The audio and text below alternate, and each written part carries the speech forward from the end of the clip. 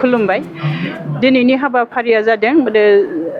national campaign बियो 100 डेजनि campaign बियो फैगौ सेप्टेम्बराव जोबगोन बियो नेशनल मेगा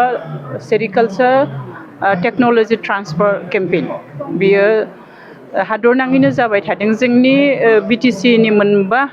डिस्ट्रिक्टआव देग्लाय जों खाफाल गोनां होननानै बुंनो हागोन देग्लाय मोनजेनदों जोङो मोननैल' डिस्ट्रिक्टआव मोननो हादोंमोन उदालगुरि आरो क'क्राझार नाथाय जोंनि पारफरमेन्सफ्रा मोजां सेरिकालचारनि खेत्रआव बेनिखायनो जोंबो मोननो हाबाय जों बेखाय रेशन बर्डखौ केन्द्र रेशन बर्डखौ जोङो साबायखर होगोन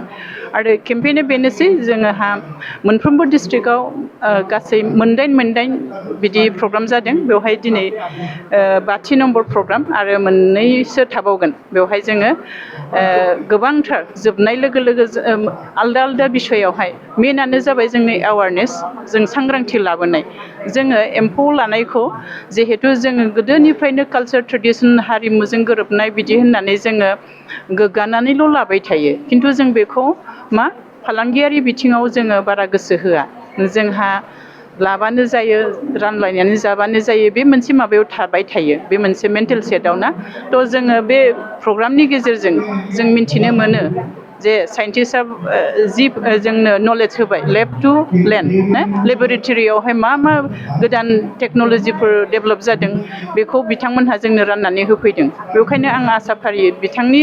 बिथांमोननि जि इनिशियेटिभ बेखौ आं धन्यबाद होयो बिथांमोननि जि गोदान टेक्न'लजिफोर लेबरेटरियावहाय डेभेलप जादों बेखौ जोंनि एम्फौ फिसिग्रा सादारन एम्फौ फिसिग्राफ्रा लानानै जोंनि एम्फौ फिसिनायनि जि दिहुनथाइ बेवहाय आवगायनो हागोन होननानै आङो